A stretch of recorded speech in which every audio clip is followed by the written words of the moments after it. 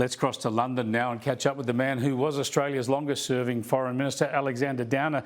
Thanks for joining us, Alexander. Look, I don't think we've ever seen a Prime Minister, the leader of any nation, start off so badly in their first month. What do you make of Liz Truss's credentials, and do you think she can recover from this?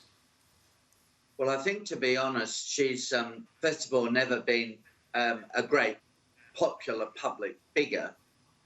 Nor for that matter being terribly well known by the public. So she came into office in controversial circumstances with the resignation of Boris Johnson, or the forced resignation of Boris Johnson. So a lot of Conservative voters were very unhappy about Boris being forced out. Secondly, she introduced an unfunded budget. So that didn't, by the way, just include tax cuts. There are tax cuts for everybody in it, not just the highest income earners. But it also introduced a huge spending package designed to underwrite the price of energy. I mean, we won't know how much that will cost, but it's estimated it could cost something in the vicinity of £60 billion in 1 year. So with the tax cuts, and there are a lot of tax cuts, a lot of different tax cuts, and the energy support component of the package, unfunded, that, needless to say, led to uproar. And then, to add insult to injury, it was obvious the Conservative Party's parliamentary members weren't going to support the abolition of the highest rated tax. So she had to U-turn on that. So, it's just been a list of catastrophes, and it's hard to see how this is all going to end up happily. Yeah, I think you're right. I think that spending, deficit-funded spending to subsidise energy bills in the UK is actually more of a problem for the UK government, and is getting less attention in Australia because everyone's here trying to ignore that energy crisis because we're heading down the same path. But it's definitely linked to the UK mismanagement of energy policies. I want to duck across to Europe. I know you're a bit of an Italophile, and I want to see whether you can find anything a little bit more redeeming in what's happening there, because Giorgia Meloni, of course, is portrayed by the political left and much of the media as some sort of far-right sort of neo-fascist.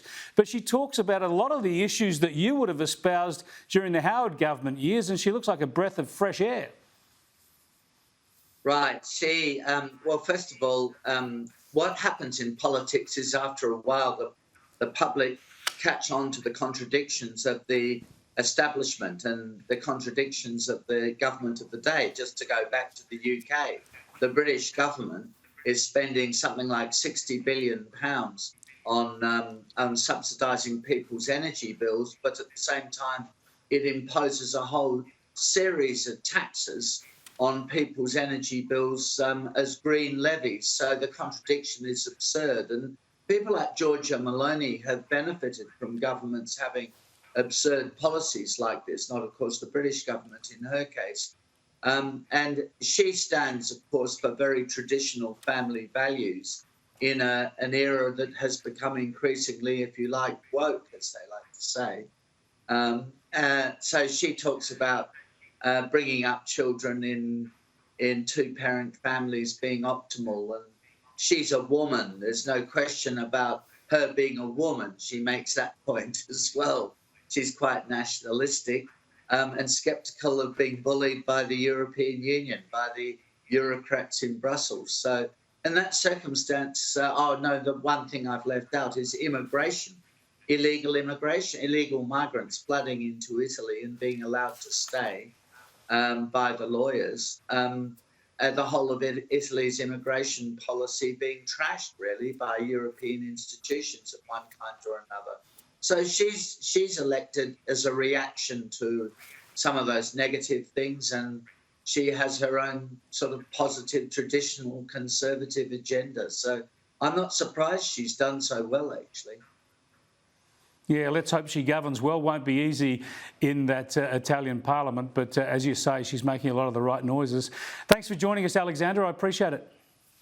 It's a pleasure, Chris.